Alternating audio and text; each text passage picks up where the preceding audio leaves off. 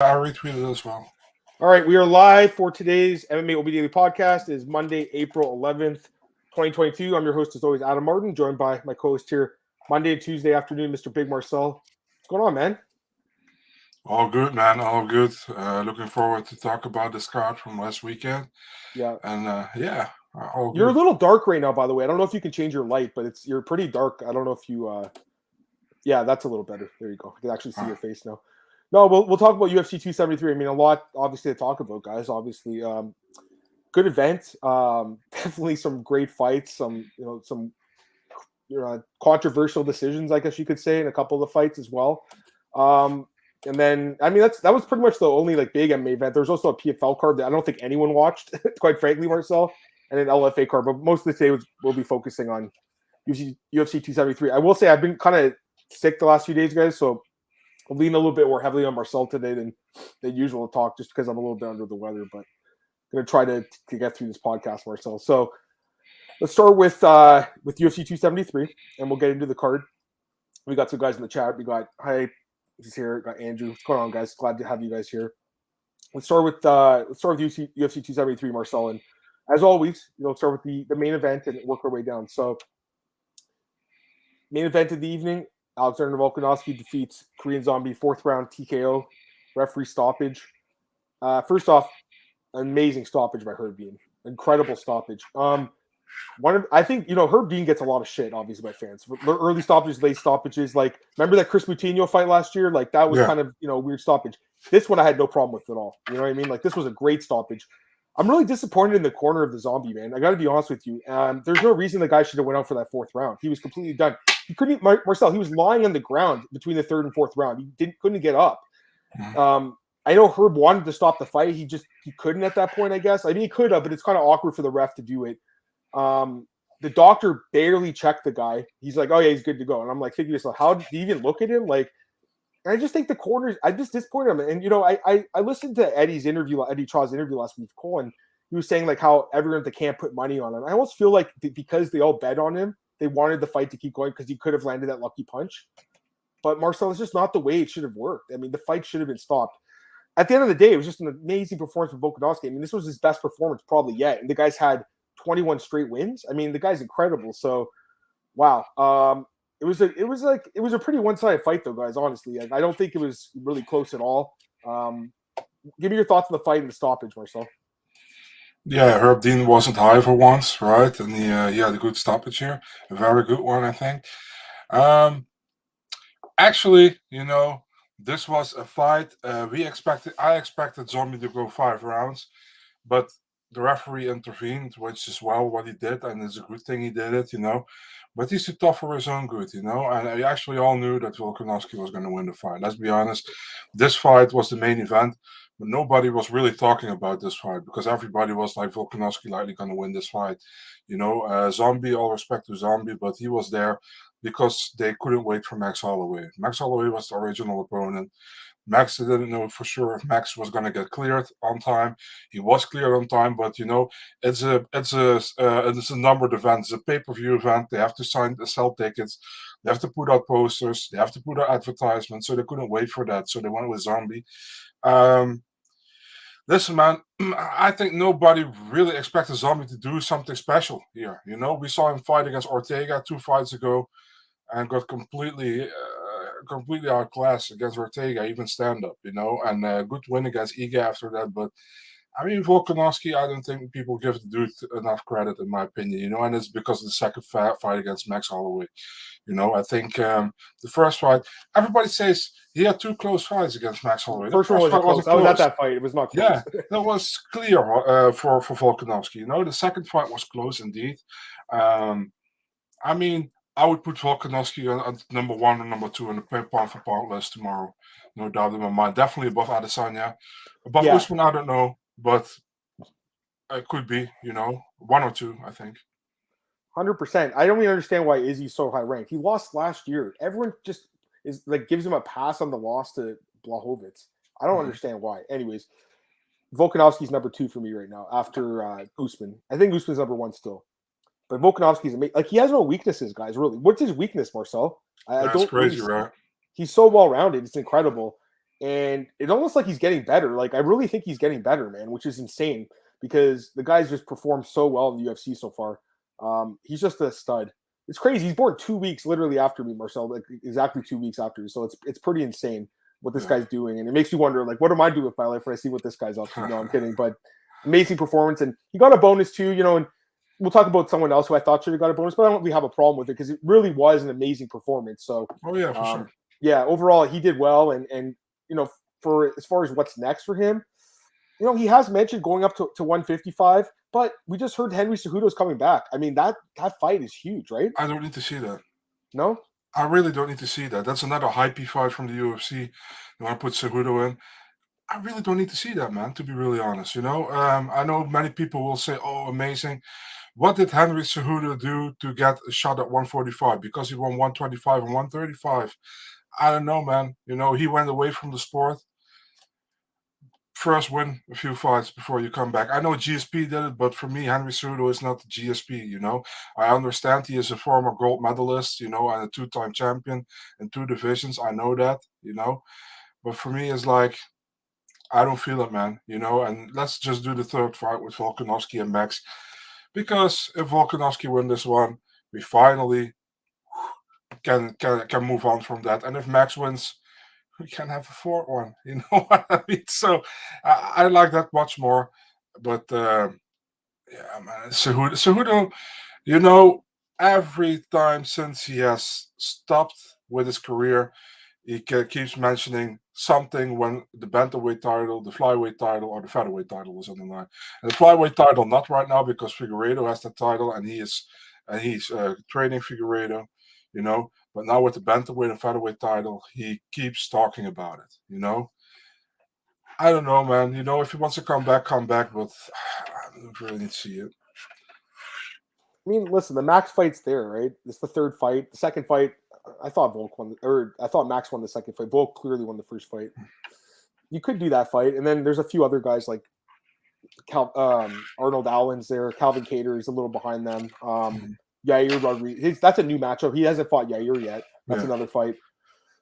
It's probably Max gets the next fight, but Henry's a huge name, man, and there's a reason he's coming back. Like, the UFC probably told him, like, you'll get a title shot.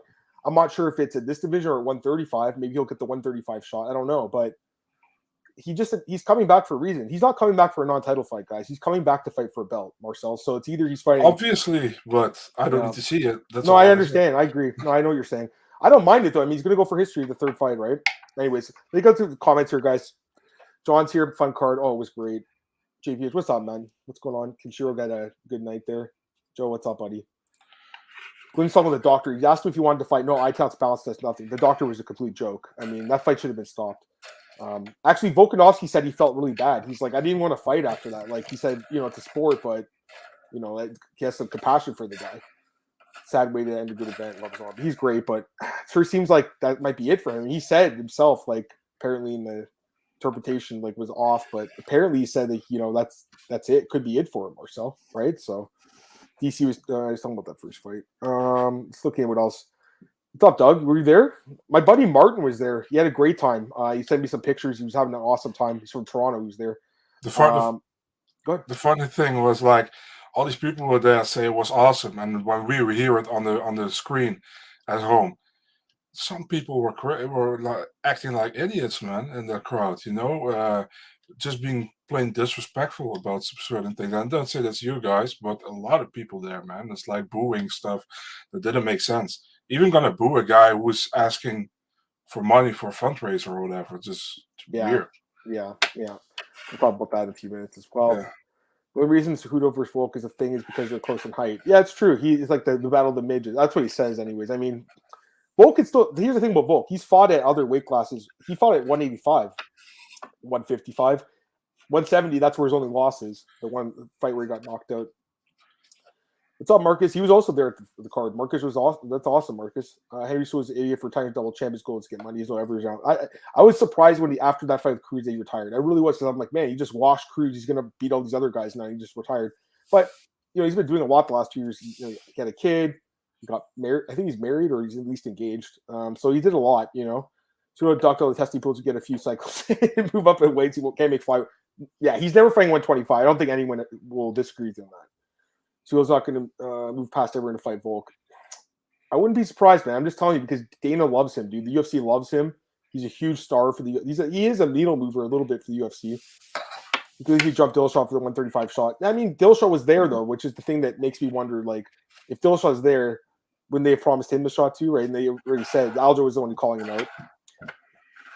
The new tail of the tape looked amazing. I think the graphics looked incredible on this broadcast. What do you think? Nah, you like the graphics were cool, but the tail of the tape, I didn't like I it. liked it.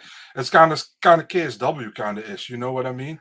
I would have just I like really, how do you say it? Really scaled stuff. You know what I mean? You know, like I do my fight announcements, like really plain stuff, scaled. You know, it's perfectly scaled. That's what I like. You know, and not that I see a tail of the tape and I see one guy I see doing this, and the other guy I see doing this, and the other guy doing this.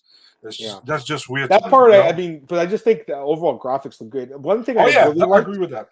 One thing I really like, guys, is that they were putting like these stats besides the guys. They'd be like, for instance, when Josh Friend fought, they said like 39% of fighters that fight on short notice lose or win. Excuse me, so 61% lose. That's a good stat. There was also in the Arce fight in the beginning, it said like 60% of fighters that have a 3-inch plus reach advantage, which I already knew this, win 60% of the time, right? So that's good to know, though. Like I knew some of these stats from reading the Fightnomics book, which has changed because that book was written in like 2013, I think. So things have changed, but it's still good to know, Marcel. These are good stats to know, especially if you're betting and handicapping these fights. I agree. So, and also, got to be critic about one more thing: the graphic with the lights. You know what I mean? Going up and the other one going down. That graphic, you saw that or not? No, I don't know. What a weird graphic. Which one? You kind of like a pie graphic. You know what I mean? But then in the line. Like, yeah. I saw that. I think overall it looked good, man. I think it looks overall okay. They also got rid of like the faces on the tweets too. It is what it is. You know what I mean? But still, no face to pain. Yeah, no face to pain too. I mean, I bring it back. I don't know if you saw Stem. I saw responded to us on Twitter, awesome. Which is awesome. All right. Anyways, I think that's enough about the main event. Let's go to the co-main, guys. So obviously we'll have a lot to talk about this fight. I mean, I didn't think the fight would be this close, honestly. Like after the first fight, I really thought Yan would just, dominate this second fight, and the fight was very close. So, me and Marcel actually have the same scorecard, guys. We have the exact same scorecard. That's crazy, right? Yeah, it's true though. We both have the same scorecard. First round, we both gave to Yan. Close. It was very close. It really could have gone either way, and that's we'll talk about it in a second. I don't have an issue with if you gave it to Sterling. I think it was that close, Marcel. And looking at the stats right now, Sterling technically outlanded, and I did think Yan, landed the harder shots, right? So exactly, I leaned his way, but I don't think if you gave it to Sterling, it's a bad round either. Second and third round, obviously Sterling. Fourth and fifth round, obviously Yan. Okay. The second round's a 10-8 round, though, guys. It is a 10-8 round. It was a 10-8 round. I'm going to tell you why. You look at the stats for yourself. 3 minutes and 50 seconds of control. And not only that, but he landed 42 strikes. So everyone's looking at the significant strikes. You got to look at total strikes, too, because on the ground, they're count total strikes, not significant all the time. That's a lot of damage he was doing, Marcel. It wasn't just holding him. He was doing damage. Exactly. That is a 10-8 round. So for me, I had the fight score to draw. That's what I had. And I know you had the exact same score, 47-47, right? I think that's the right way to score the fight. I really do, So Dana coming out saying it's a robbery for Yan or whatever for Sterling. I mean, I don't agree with that because, I really think that second round's 10-8, guys. And I think that you got to be giving out 10-8 rounds. When a guy does that much, it was a dominant round. I just have a hard time looking at this fight and saying Yan is the winner. After, most of the fight, he was getting dominated on the ground. You know what I mean? The fourth and fifth round, he obviously won. The first round was close. I guess he could have won 48-47, but I don't see it that way. I think 47-47 is the right score. Marcel, if you want to talk about the scorecard, you're welcome. Yeah, for sure. So I'm gonna get in on that second round, obviously. The thing is, and I don't want to shit on the guy because I think he's amazing for Irish media. Sean Sheehan has a clip on the internet where he explains that damage only counts for 10-8 rounds and not positioning and that kind of stuff.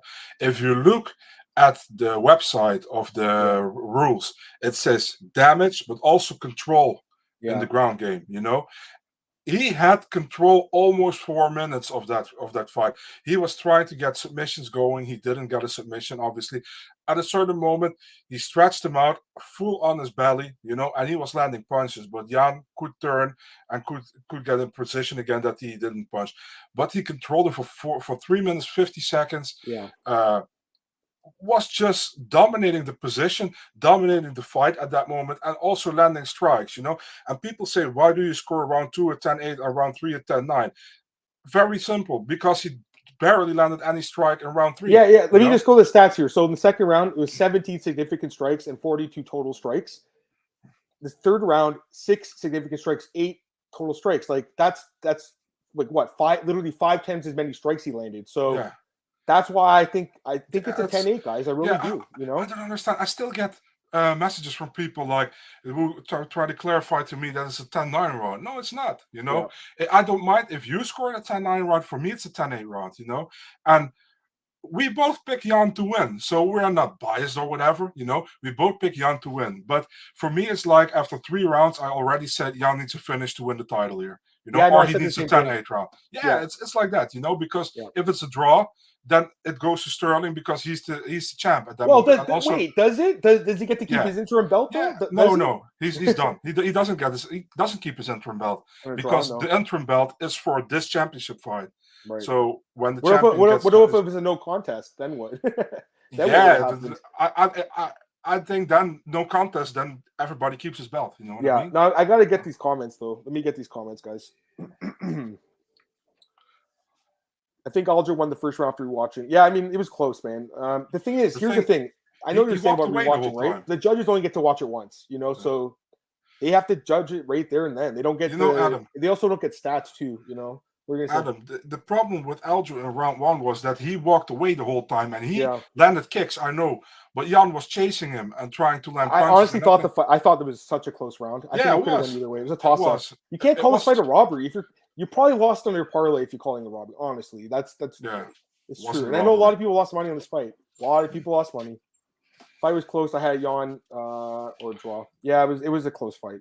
99 rounds do not exist, man, unless there's a point deduction. So that's just nothing. If you're talking about 10-10 rounds, dude, you don't want 10-10 rounds, okay? I'm going to tell you why. Number one, the commissions encourage them not to score 10-10 rounds. They want them to score 10-9. If you're a judge at this level, you should be able to find a winner in the round. Now, I understand there's some fights that are just so close where you can't call it. I get it. But if you're going to have more 10-10 rounds, you're going to have more draws and less people getting win money, and the UFC is going to keep those win bonuses. It's not a good thing. I'm telling you right now. It might seem like it is, but it's not. Glenn saying he had Sterling winning. Yeah, again, I don't think it's the worst thing ever. Dana lost money betting Yan. He thought the judges would back Yan for him. Dana can't bet these fights, man. There's no way he can bet on them. I mean, unless someone else is doing it for him.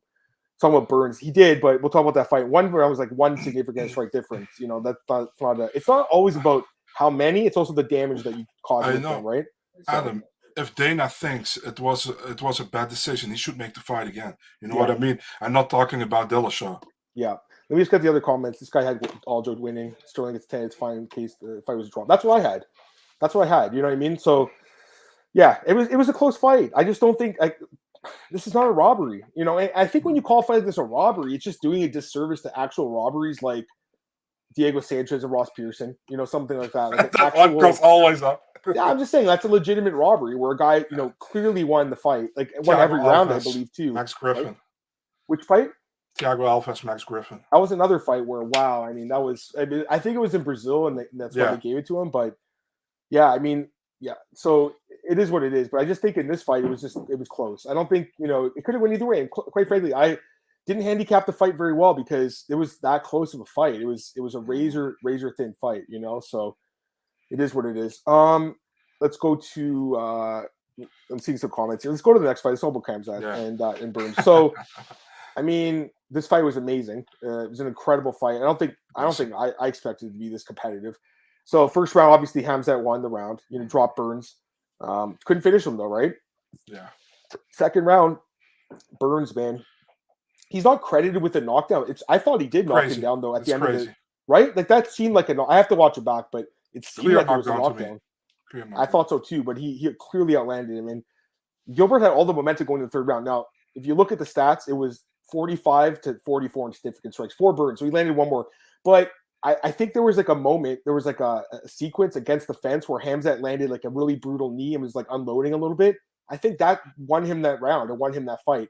I think that third round was really, really close. I think different judges could have scored it for Burns, but I do think Khamzat won the fight, Part of me wanted to see him lose, honestly, guys. Like, I kind of wanted to see him lose just because I think it would have really upset the apple cart, but you got to score it right, and I do think that he edged out ever so slightly, Marcel, ever so slightly there.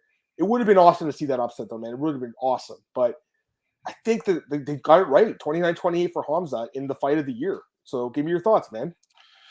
Yeah, what can you say? Amazing fight, and I think people saying Khamzat got exposed, you're crazy. It's number 2 against number 11. Dude gets a real big test, and he actually succeeded in the test. He got tagged. Some people think he was going to walk through Burns. And listen, man, I picked Khamzat via KO as well in the first round. But via ground and pound. Why did I do that? Because I thought Khamzat would be much stronger. You know what I mean? And could hold him on the ground and could land ground and pound. That's what I thought. But listen, man, he almost finished Burns in the first round. But Burns did very well, came back. Second round, clear round for Burns, in my opinion.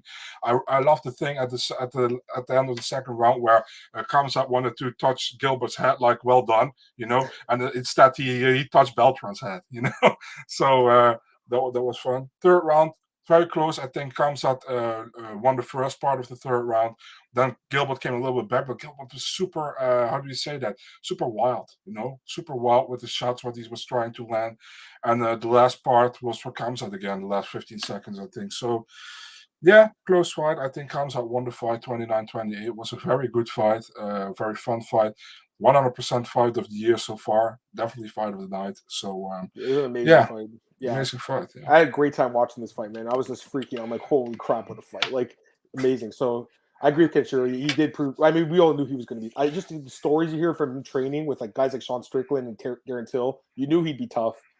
He did show a good chin and good cardio. I mean, I do think it was a knockdown, though. That's what this guy's saying. Like, I think it was a knockdown. It sure looked like one to me. I know that there's a specific like definition that they use for the knockdown, Marcel. I guess I didn't need it, but I sure thought it was at the time. Khamzat and Burns got the biggest ovation, of course, because they're both warriors, like you said. It was an amazing fight. I was the only person who picked Burns here last week. Nice. I mean, it wasn't a terrible pick, honestly, Glenn. I mean, the fight was pretty close, right? Even I scored it for Chimaev. You know what's crazy? The odds. Remember the odds makers opened it at -110 each, and the line went to -500. We're all like, "Oh man, stupid line." They actually really handicapped it right. The problem is they forgot to bake in the hype on it. That's the thing that they got to realize. The hype is crazy on this guy. But I will say this. And this guy did for Khamzat too. I'll say this. I think that we'll probably get a better line on him now. Than before if he fights Colby or Usman next, which it looks like he'll fight probably Colby. Just because had he run through him, Marcel, he might have been a huge favorite. Honestly, he might have been a big favorite. Now I think those fights are going to be very close in the odds. Going to be the worst trash talk ever if he's going to fight Covington, man. He comes out will barely be understandable, and Colby will call him "cum shot" the whole time. So I know it's gonna be funny. I think it'll be hilarious. Marcus says he's in attendance for Connor. Could be tell you Burns with Cam's that same energy. Oh man, it was such a great fight. Oh, by the way, it should have been 5. I wish it was 5 rounds. I want to say that right now. That's a fight I said that as well. Fuck. Just like last week or 2 weeks ago with Care France. Yeah. I wish some of these fights are 5 rounds, and then they make so many dumb fights for 5 rounds, like Norma Dumont versus Aspen Ladd is 5 rounds. You know what I mean, Marcel? And then these fights don't get 5. Ugh. Adam, somebody said something crazy to me, but actually, it maybe even makes sense. It's actually really crazy. What if you do Conor versus Khamzat Chimaev pay-per-view buys? You know what I mean? Yeah. Just for that would be crazy, man. That would be absolutely crazy. I don't think Conor wants that fight. Yeah. By the way, you talking about this kick, the kick in the it looked illegal, but it wasn't. It was I think it was to the body, wasn't it? Yeah, I didn't think he touched him, man. They didn't touch him, but I guess they said on the replay it wasn't illegal. So it looked like it in real time though. The ref did a good job there. I think Colby's an easier fight for Khamzat. I think Burns probably beat Khamzat after Saturday too. What do you mean, a rematch? I guess you mean, or you're saying if he beats Covington, maybe he means Burns beats Covington. I think Covington's really good, man. I think he's going to be he's proven to go 5 rounds with Usman twice. Yeah. Let's not discredit Covington. He's a great fighter. What's up, Rob? What's up? Do you guys better put money on the fights? Yes. I mean, I've been betting on fights for 12 years now. Oh, God. Chimaev certainly will learn a lot from this fight. His coach will, too. I'm excited to see. Yeah, I agree, too. Somebody tried to discredit Usman on my on my Twitter Yeah. yesterday. Just like only Covington were good wins, Masvidal wasn't, and all these. Oh yeah, Woodley was washed. I was like, when Usman fought Woodley, Woodley had defended his title 5 times, so you can't call him Right. washed. You know, it was after that when he didn't fall well anymore. Yeah, So yeah. Let's see here. Are you profitable on fight bets? I mean, it's not the easiest game, man. I'm up, but it's not like it's harder now than it used to be. I mean, I think that's just fair to say. The market's smarter now, dude. You know what I mean? But like my picks are really good, man. There's no doubt about it. Like they're solid, so I'm pretty confident in my abilities to predict the fights. But again, it's harder to find value now. I think I really do believe it is. Is there anything else? Khamzat didn't wrestle Burns because Burns was going for leg locks. Yeah, that's probably what it was too. yeah. Colby's last 2 fights wins came against age. You guys are losing kids. Yeah, but he just went toe to toe with Usman though. Like he barely lost to Usman. Why are we forgetting that? You know, you can't. Wasn't it 48-47? Right, the last fight. Yeah, was close. So, and even the fight he lost with the stoppage was a close fight. You know, so many me were giving Burns no chance. Not sure if they believe they're hoping Khamzat maintains click appeal. I don't know. All right, let's go to the next fight here. Mackenzie Dern and Tisha Torres. I think this was a bad decision, Marcel. I really do. And the stats do back it up, man. I thought Torres won rounds 1 and 3. You know, second round clearly Dern won that round, obviously with the submission attempts. But the first round, I mean, it was competitive, but you know, Torres did outland her in total significant strikes, and the third round, obviously, she won. Comes down to the first round. I thought Torres won. I know you're on Dern, but I thought Torres won the fight. Just tell me why you thought Dern won. So I will have to watch this back because I was very close. I was 50-50 on that round 1. Let's say 51-49. Super close, I think. I went with Dern because I thought she landed. It was super close, and she landed a really good strike where she staggered her. You know, that kind of made me sway to Dern, but it's maybe not fair. You know what I mean? But that's what made me sway to Dern because I thought it was super close.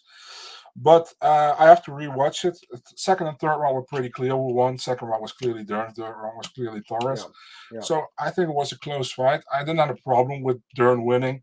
But I see many people saying Torres should have won the first round. I think she won. Maybe I have to watch it back. I think it was a bad decision. And I did bet on Torres. I'm a little pissed off by this one. I really thought she won, guys. Like, and the stats back it up. You know, there was one punch though that Dern landed that the commentators were like, "Oh, she stung her," and I think that punch it really showed through when you're sitting cage side, and I didn't maybe see it as much through the TV because I'm just looking at the fight and I'm thinking, man, she's outlanding her. She's sticking and moving, no takedowns. Again, the stats do say she won the round, like the striking battle, and it was only on the feet. There was no takedowns, no submission attempts. This one bothers me. I think it was a bad decision, and I think Torres won this fight, guys. I really do. And I'm looking at the comments here. Tiny Tornado won. Grateful Dudes. I thought Torres won. So did I, man. Yeah, 1 and 3. That's what I had. Dern did nothing. I mean, it was close. It was too close for comfort. That's what it. Someone had money on this one. It was too close for comfort. I looked at Anita after the first round. I'm like, I think she won, but I'm not 100% sure what they're going to say, Anita. And we both just looked at each other. We kind of shrugged our shoulders and said, we'll just have to see what happens. And she ends up, as soon as they said Chris Lee was the last judge, I knew Dern won the fight. I'll say that right now. I knew it because this guy is not paying attention close enough, my team.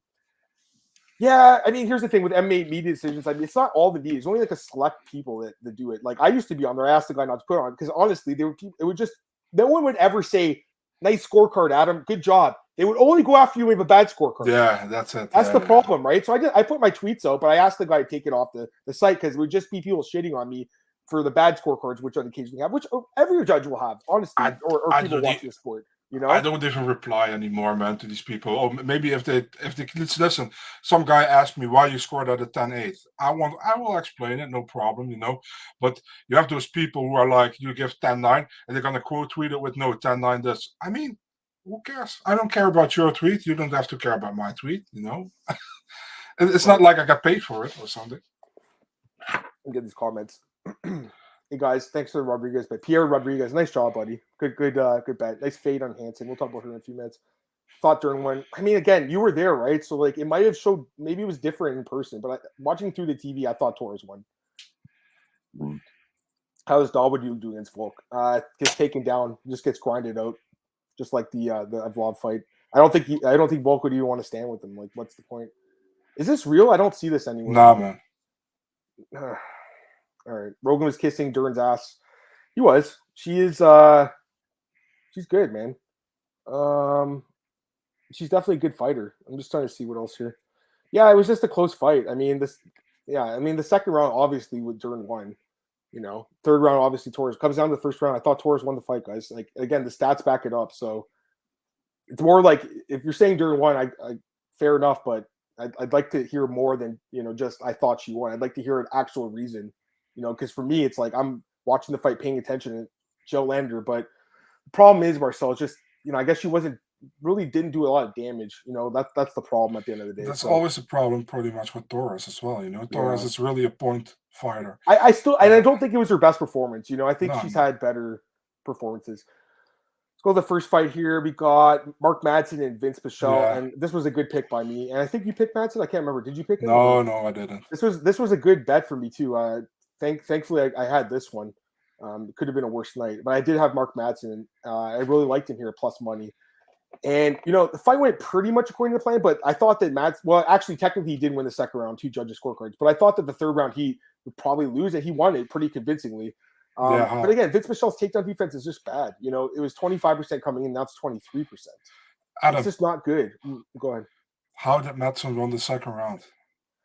I thought Pichel won the second round. The judges, I'm not sure. I guess 2 of them saw it the other way. I didn't see it that way. I thought it was 1-1 heading into the third. Bunch of clowns, man. Yeah, that's a bad call by them, I think. But I do think the right guy won, Marcel. I saw some. Oh, for sure. Some people said Pichel won. Are you kidding me? No way. He didn't win the fight. 2-1 Madsen. That's the way to score this fight. He definitely won the fight. But Pichel screwed himself in the third round, man, where he got a really lazy takedown from Madsen. He got taken down, man, in the middle of the cage, and he couldn't come up anymore. And then I knew at that moment when Madsen took him down, and he wasn't up within 30 seconds, I knew fight was over. Madsen was going to get it. So yeah. For Madsen next, he wants a top 15 guy. I think that makes. I don't know. Is he number 15 still or no? I don't know. Maybe just. He is number 15. I think it. Yeah, he deserves it. I think the winner of this was going to get that shot, and I think he deserves it. Mark Madsen, I like this. I mean, listen, like obviously this wasn't like an exciting fight, but I like the guy, man. Listen, he's not really been doing MMA full time that long, He's also an older guy, so he's kind of like an old dog learning new tricks, Marcel, which is impressive. He's 37 years old. He's turning 38. I really like this guy. And by the way, he's all in on his MMA career. I heard he was saying that he moved his entire family from Denmark over to Arizona now. His wife has MS. It's a really bad disease. And, I wish the best for them. I think this guy's really good, man. He's really improving his stand-up, and his takedowns are great, So I think he's really good. I like him. Does the Ost in Mark Madsen stand for Olympian? No. Yeah, they've taken it off, by the way. He's just going by Mark Madsen now. But we still call him Marco Madsen sometimes. I kind of like it better, to be honest with you, Marco Madsen. But people were like, he's Irish, right? He's Irish when you call him that, Marcel. Yeah, but I mean, I was like Irish. Why did say people he's Irish? I didn't get that. But what does it stand for? Let me just double check. Overguard. Overguard. It does? Okay. Yeah, check it. I can't find it. Oh, I see it on Tapology. Yeah. Mark Overguard Madsen. Yeah. Well, that's a very Nordic name or whatever. Yeah. But man, he's a great fighter. I think he's a great wrestler. Is he a great fighter yet? Not yet, but I think he's getting there. I don't know if he'll win the belt, because I think he's just a little bit too old, quite frankly. But he's putting his whole career on the line right now, and he's really going for it. He says it's a 2-year plan to fight for the belt. Listen, Adam. He's an okay fighter, but it's not going to win the belt. He's pretty good, but I'm thinking now that Diego Ferreira might be like a bad matchup for him, because Diego's, man, he puts Diego was skilled on the ground, man. Man, he puts a good pace on too before he gasses out.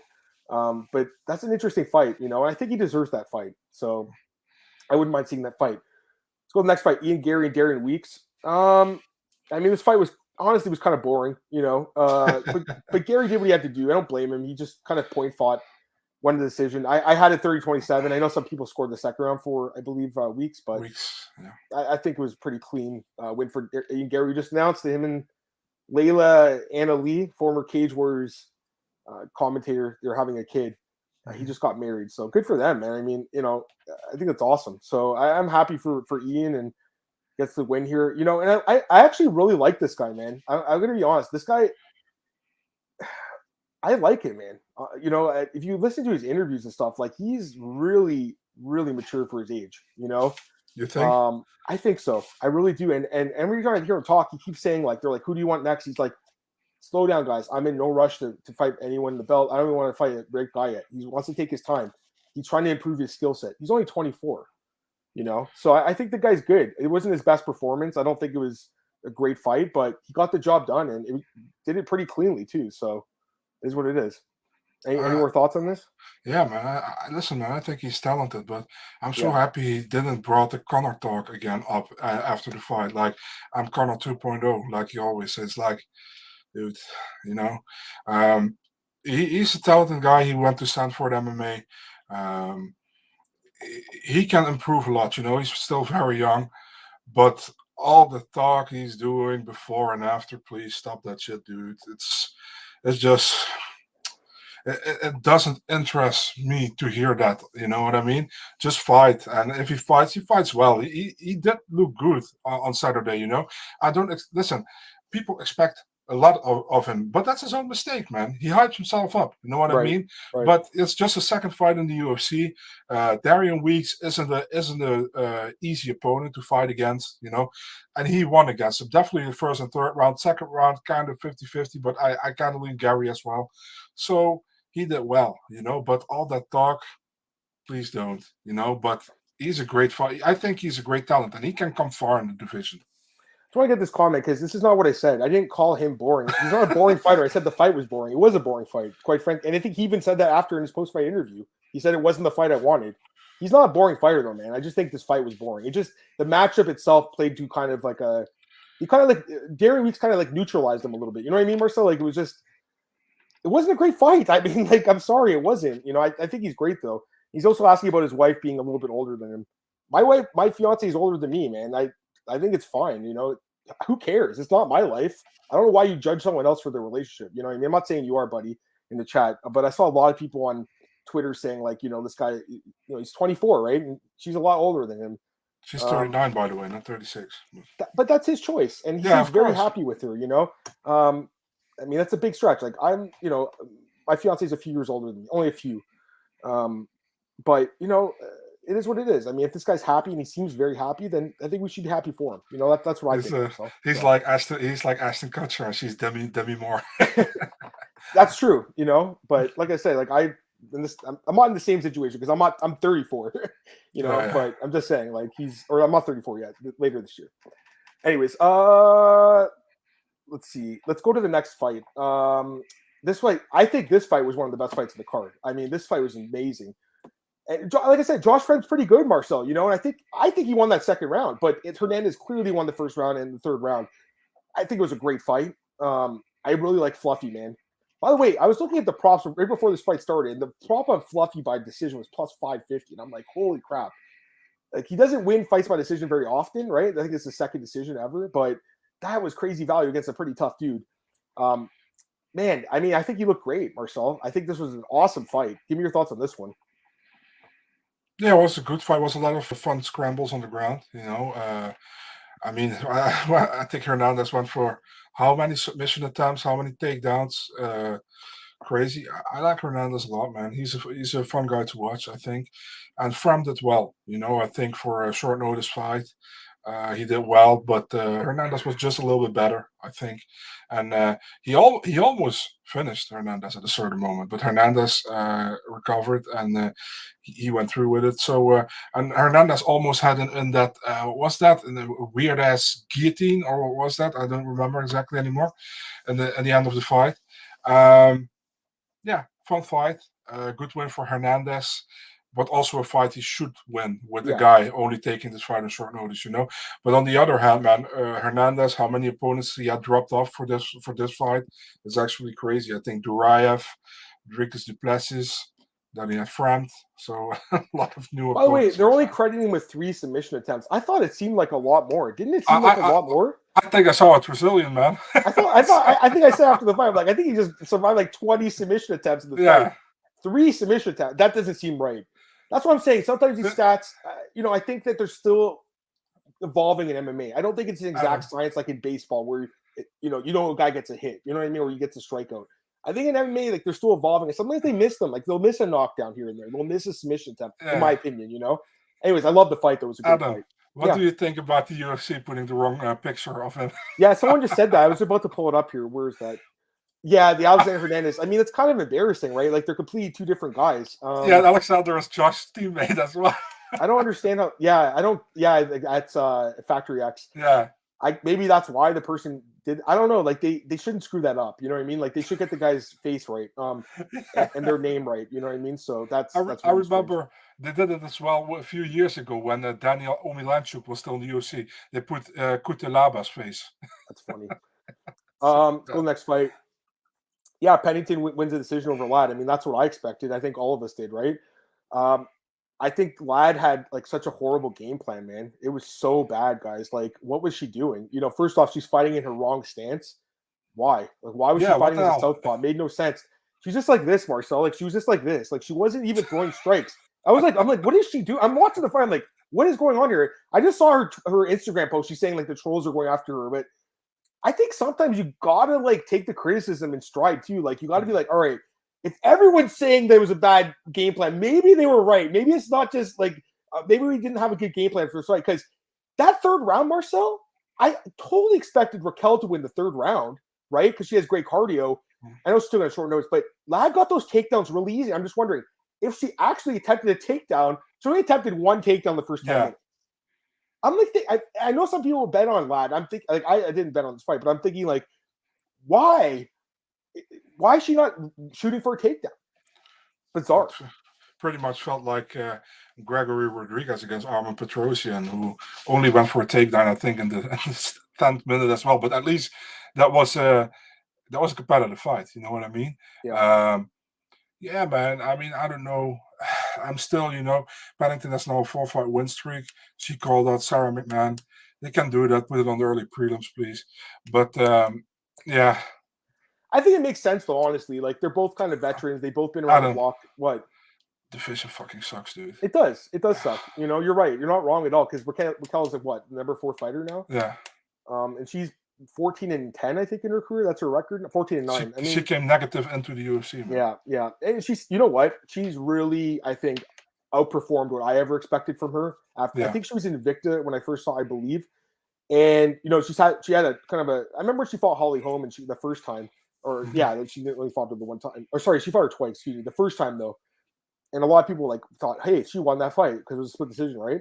And I'm thinking, no, I don't think she won. And I remember betting against her against Andrade. She beat her and then she beat Tate. And I'm thinking to myself, okay, this girl's pretty good. And I told you myself, when she beat Aldana, that's when I knew, okay, she's better than I thought she is. Sometimes you just are wrong about a fighter. And I was wrong about her in the beginning of her career. And now I'm on her bandwagon because I think she is a pretty good fighter. Not the most exciting, but she gets the job done. She's pretty reliable. You guys are saying Aspen Ladd is unreliable, which I agree with. But I think that Raquel is pretty reliable, like at this point. Like, you put money on her, she'll fight very hard for 15 minutes for your money. Marcel, like, she's not going to give up. She won't quit. So, and for Ladd, I'm glad she made weight. I will say that, it's good that she made weight. But again, I just think the performance was really a lackluster. And I just felt like the game plan was just a bad game plan, So, all right, let's go to the next fight here. Sorry, you going to say something? No. I was done with this fight. Mike Malott knocks out Mickey Gall. I mean, I'm just so happy for Mike, man. This is just an amazing knockout for him. I really think that he became like a fan favorite overnight from what I'm seeing.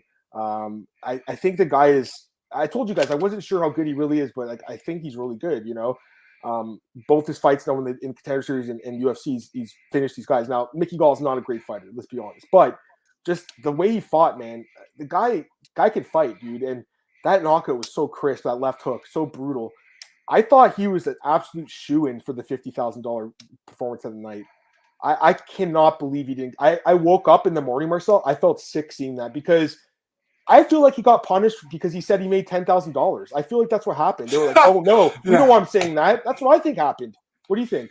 He said, like, I give my win bonus from $10,000. I give it to the good cause. No, he's going to give his show money. He was going to give, if he lost, he was still going to give his purse. Yeah. Yeah. But now he was going to give his show money. He said it was $10,000. So the thing is, and then Dana was like, dude, you can keep your win bonus. We match it. I was like, oh, dude, you're such a good guy. 10,000. Yeah, man, what the hell? Also, man, people were like battering Mickey Gall on the internet, like this dude is going to beat Bruce Lee or something. I don't know what I read, but yeah, was a great performance by Mike Malott. You say, yeah, Mike Malott, right? Mike Malott. Mike Malott is such a difficult Proper name. Mike Malott. I Malott. love this guy, man. He gave a shout out to Waterdown, Ontario after the fight. Are you kidding me? You know, I'm a Canadian, right? So I started covering the sport in 2010, 2011. That was like the height of GSP. Right when the sport was legalized in Ontario. You know, that's when I really I saw an opportunity. I was going to school for journalism. I was like, I'm doing MMA. Like, I love MMA and I want to do this. And at the time, we had guys like Rory. We had GSP. We had some other guys. Remember that UFC 129 card was like 10 Canadian guys on it. And over the years, there really hasn't been too many guys to root for. I'm all in on this guy now, Marcel. I'm a fan of him, you know, and I'm not saying I'm always going to pick him to win his fights because I think they're going to give him a pretty hard opponent next, if you ask me, after this fight, because he's definitely deserving of a step up. But I will be, you know, even if I pick against him, I'll still be secretly rooting for him because I love this guy. I absolutely fucking love this dude, Marcel. What a guy. I mean, what an absolutely great person, you know? He makes the bare minimum, guys. I'm going to talk about that Jake Paul thing in a second. He makes the bare minimum, makes $10,000. It's the lowest you can make in the UFC. It's pathetic, really, for a professional athlete to make that much money. It's just terrible, you know? It's terrible. And I think that the fact he even said that, people were probably surprised that they probably think these guys make good money. If you just say it's like your first time watching UFC, you're like, holy crap, this guy makes 10,000 and tend to win to 20. We weren't surprised. Not at all. It's just too low at this point. You know, it reflects poorly on the UFC, guys. It really does, you know, in my opinion. I love this dude though, man. I think what he did, you know, just starting that just the awareness for the GoFundMe, it's over 100,000 now, by the way. I think it was less than that when it started, like probably 50 or something. I think even less during the night, 100,000. So I put a tweet out. Jake Paul retweeted me. How crazy is that, guys? How fucking crazy is that? Jake Paul has 4.2 million followers.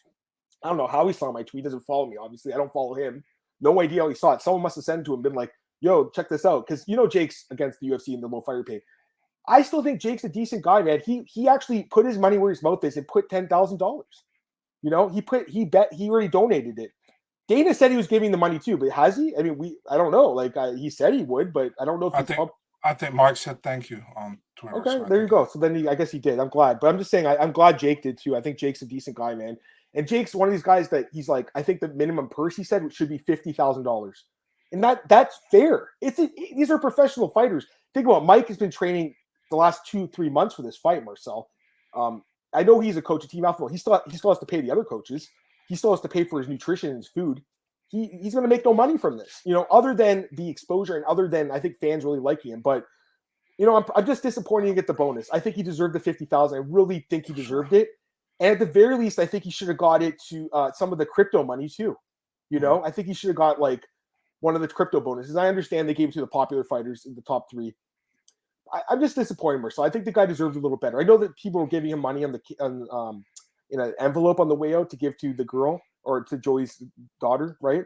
Yeah. But I was disappointed he didn't get the 50,000. It was probably one of the more disappointing things I've seen. I don't know, Marcel. What? I gotta warn you, man, because behind you, Dana's really throwing up right now on you. Yeah, it is what it is, man. I agree with you. I speak the truth. I agree with you. They put my fucking tweets in the broadcast. I don't even care. You know what I mean? Yeah. I don't care because I'm telling the truth. You know, I respect the UFC and Dana because, quite frankly, I wouldn't be doing this without him. You know. But that doesn't mean I don't believe the fighter pay is too low. It is, you know, it is. I know you feel the same way. A lot of journalists feel the same way. They should be free to speak about it. I feel a lot of the big name journalists, though, don't speak about it. Marcel, they're scared to lose their access. I think that's really sad. But for me, it doesn't bother me at all. I'm not worried about it. I'm going to watch the fights and, you know, that's the end of the day. I love the sport and I love the fighters because there's no sport without these guys. I just think the 10,000 thing has got to go. It's just way too fucking low, guys. Come on. Like 10,000? That's like what? I mean, I don't want to say how much I make. I make pretty good money, you know. It's. I wish all journalists thought like us that without the fighters there are in the sport, because I think some journalists think without them there is no MMA. Sometimes, you know, because I don't know, man. You know, I'm just saying, like I'm a journalist, and like you know, I'm doing well, and I work my ass off too. I'm not saying I don't, but like I know what Mike goes through in a training camp. You know what I mean? And I know what he goes through in that fight. Like the fight itself is brutal, so. I just think the 10,000 thing is just too low. Also, we should mention he did get 4 extra thousand for the what is it the what's it, Adidas or Venom I should say. He got 4,000 for that. So let me get some more comments. Sorry guys, there's a lot of comments I missed here. Malotny and Gary. I think that's a great fight, but I don't know if they'll do it. By the way, so Dana announced after the fight they're going to a bunch of places. He said Toronto, and I'll be there. Hopefully I get credentials through someone. If not, I'll just be there, But I mean, I think that fight's good. I hope he's on the card. I would assume he's on the card. I would assume right? Like you'd assume he'd be on the card. And Dana White said later in the fall. Maybe he'll fight once between then. I doubt it though. I mean, this guy's really taking a slow build to his career. He fights like once a year, Marcel. And that's why I wasn't sure like how good he really is. But I think he's really good. I think he is a really good fighter. Super clean, yeah. And this guy's right, Mr. X. You're right, man. Every time, like, remember, someone said Renato Macanio in here. Someone said that. Yeah. He said, Dana, I need a bonus, and he deserved one. I think it was the Hernandez fight where he completely washed him. He deserved $50K for that and didn't get it. So, I don't think he's sponsored by Proper 12. I don't know when he got the nickname though. I feel like it's relatively new. I want to say, like, I don't know. Marcus says I can confirm Mike Malott knows Adam. Yeah, I mean he does follow me on Twitter, and I mean I am I've been covering the sport for a long time. I saw Mike fight. I told you guys last week in a hockey arena in Toronto in 2014. Mike's a good dude, man. I like him a lot. I need someone to love you like Mike. Adam loves Malott. I just before I came here, guys, I was watching the post-fight interview. Like I don't know if you guys saw it. He told a story about how when he was, I think when he was 17, he came home and his parents told him, "Hey, like we have to talk to you about something." And he said, they told him his sister has this horrible disease and she's in the hospital and we don't know what's going on. She can't breathe. And he started crying, man. This guy's so genuine. He's a Canadian. He's really a nice Canadian guy. Remember, so we're all really nice. I really like this guy. I like everything about him, and I love this performance.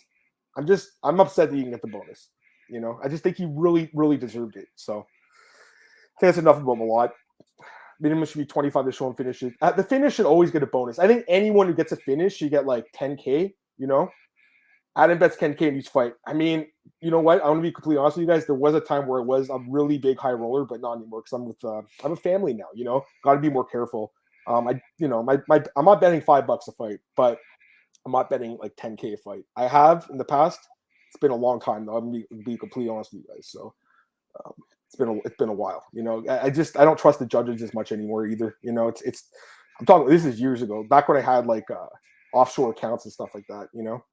Been doing this a long time. Let's go to the next fight. I think that's enough for Malott. Let's go to the next one here. Oh God. I mean, Oleinik defeats Vanderaa. Well, I was wrong with this one. I said I really like Vanderaa. I did, and I think he had the fight in the bag. And I just think back to what Marcel said last week. Marcel was like, he should win the fight unless he does something stupid, which he did. Low fight IQ, guys. I don't know what he was thinking, man. I mean, he could have just ground and pounded Oleinik and finished the fight, in my opinion.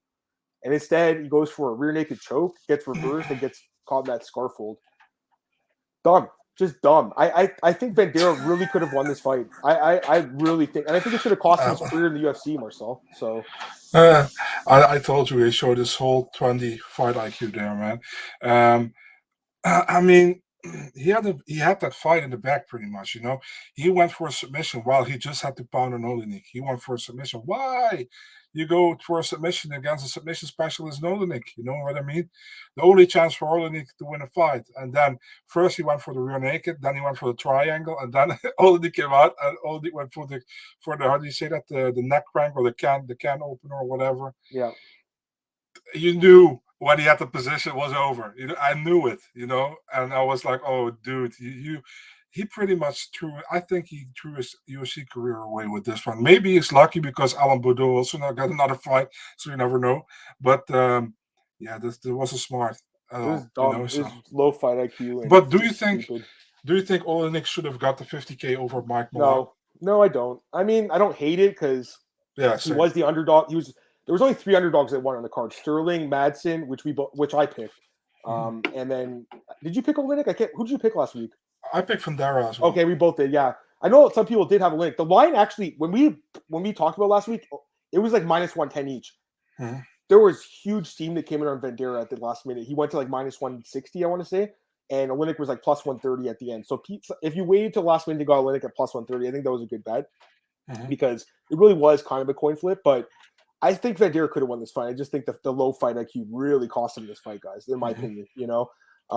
Here's the thing, though.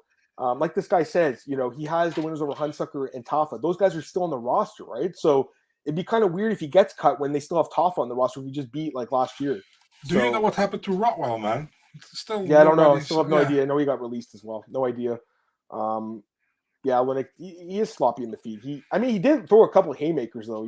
He did.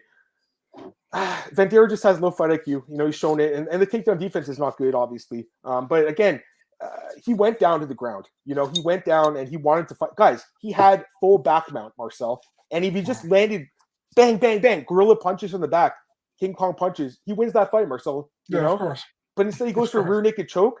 I will say this though, which is crazy. I didn't realize this till after the fight. I was looking. I was like, has he even been submitted? Oleinik's had like 77 fights. He's been submitted twice, both by rear naked choke. But in 1997 and 2004. So it's been like 20 years since someone subbed him. I don't know why this guy thought he could have subbed him. I think it was a dumb decision. So, anyways, let's go to last. You know what's funny? After the fight, so Vendera asked Oleinik for how we submit people, but Oleinik didn't show the submission he did to him, but he actually showed the Ezekiel choke to him, right? Right. Did you saw the clip? I thought it was funny. That's what I'm saying. People were like, "Oh, they were showing him the choke." I'm like, "That's a different choke, guys. What the hell are you talking about?" He was showing the Ezekiel choke, which was cool, but it was not the Scarfold arm lock. And also, the super weird thing during the broadcast was like Ezekiel choke. Oleinik has 2 out of 3. I was like, also my colleagues from Eurosport, like, who had the other one? And I was like, I thought Oleinik had the only 2. And then we came, thanks to Kaposa, came with Remco Pardoel, was actually a Dutch guy who got the first one in the gi at UFC 2. So actually crazy. Weird though, because when it first happened a few years ago, and I think when he got Albini with it, like no one was saying that. Everyone was just saying he's the first one, and all of a sudden now he's not the first one. It's kind of strange, but all right, let's go to the next fight. A fight actually, I did win some money on this one. Pierre Rodriguez. Kay Hansen it was a pure fade in her, and also I like Rodriguez. Kay won the first round, but the second and third round obviously Pierre won, and that's it for Kay Hansen in the UFC. Guys, she's 22 years old. She has a 7-6 record now. Wow, Marcel, isn't that crazy? It's such a bad record for a young fighter. Like, I'm really surprised. Now, again, she has fought some pretty tough competition. Let's give it to her. But man, I mean, she's just not UFC caliber. Pierre, I think, is decent. I think she's got some potential. Marcel, she's still pretty young, only her 8th fight, right? Clear 29-20. Any thoughts on this fight? Piera La Fiera. Yeah, I mean, Pierre actually had the veteran third round. She did very well there. Yeah, she had the takedown as well, the takedowns. So, which I actually thought that Kay Hansen would be on the ground more in favor, but Pierre took over after the first round. So she did very well, I think. Kay also came in 2.5 pounds too heavy. And what's the thing with, she came in after, I think 55 minutes, was 2.5 pounds too heavy, didn't weigh in again. Julio Arce came in actually after 2 hours. We'll talk about that in a second. Let's talk about Kay first. The weight miss. Talk about that first. Yeah. I was trying to making an example because they have the same amount of purse they have to give away, 20%, which doesn't make sense. Kay Hansen, I think she's gone from the UFC. I gotta give it to her that I think she kind of got robbed against Corey McKenna. I thought so too. I thought she did win that fight. To be fair. Yeah. So the last 2 fights have been pretty bad, Marcel. Honestly, really bad in my opinion. Yeah, and I feel like she's a typical young girl who can't really handle also social media as well. She's really upset about when people say something about her as well. I was like, listen, man, if you do stuff like missing weight 2.5 pounds, people are gonna say something about it. It happens, and if you then don't show up really good in a fight, people say more about it, and it's not fun. Actually, I understand that, but you gotta go a little bit with it. You know what I mean? Don't take everything too personal. Yeah, and I think that she kind of went for an advantage by coming in early on the scale. She came in like an hour into the weigh-in and didn't wait until the last minute. So she's like, what? I'm just not going to cut this weight. I can't make the weight. I think that Pierre should ask for more than 20% as well. For sure. Because Arce, he missed by half, and Santos got 20%. But she missed by 2.5 and only got, I would have been pushing for 40 or 50. Remember Maxim Grishin against William? I know that was a bigger weight miss, but he got 40%. Should have been at least 30%. That's what I'm saying. I would ask for 40, quite frankly. Me too. I think her management did her disservice. But yeah, because how much did Kay really make from this fight? What's her show money? I think probably 20,000. yeah, too bad. I mean, she, in my opinion, she didn't even try to come back for the second time. You know what I mean? So she was like, listen, man, maybe the doctor says she couldn't cut more. I don't know. Yeah. But the thing is, if you weigh 2.5 pounds too heavy, it's a big thing for me, because the other guy we're talking about later in this one, Julio Arce, he went through the full 2 hours to make that weight. He didn't make it, but you saw how completely dehydrated he was on the scales, and you saw that he worked hard to get it up. And still, he made a mistake. He didn't make the weight, and he got 20% of his purse for that to this opponent. But you see the difference, you know what I mean? Yeah, I agree. Some comments here about Kay. I agree with this. Her manager is to blame. No need to move her to 125 after draw decision. And then she moved back down. It's kind of weird. I agree with that as well. And the last fight, what's she managed by?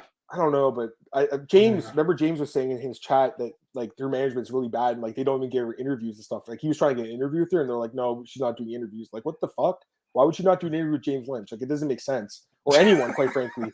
Anyone. I don't think she interviewed with anyone. Like, why would you not want to? She just wants to post her underwear pictures on her OnlyFans. I mean, listen, by the way, that's whatever she wants to do. I mean, that's extra money. Do I agree with it? Not necessarily, because I think that what happened was she lost focus on her MMA career. That's what it seems like to me. You know what I mean? At the end of the day, the OnlyFans in and of itself is not a bad thing, because again, Marina Moroz is also on OnlyFans and she looked amazing in her last fight. Marcel, but it sure seems like with Kay, like after she started doing that, I don't think the focus has really been on her MMA as much and her evolution. And again, she's 22.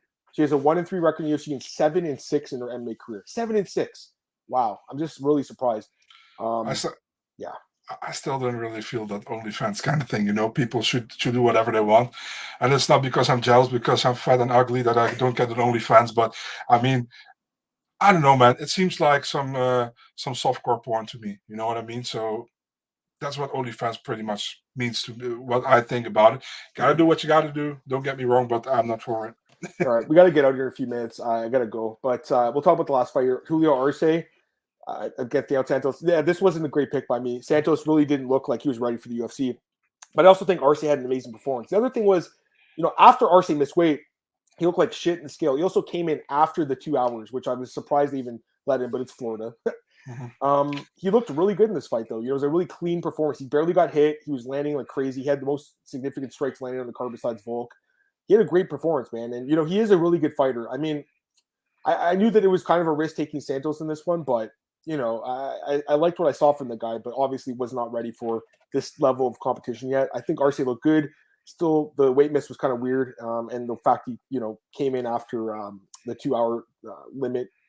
I know that Tybura also, by the way, we didn't talk about that. Tybura and Rosenstruck got canceled at the last minute. Any other thoughts on that? On Arce or on Tybura? No, sorry, Arce, yeah. Arce, yeah. I actually I talk sometimes to Arce, so I sent him a message after the fight. I was like, dude, congrats. But I said to him, I'm not going to lie, man. You kind of scared me on the scales. You look pretty dehydrated. He was like, yeah, man.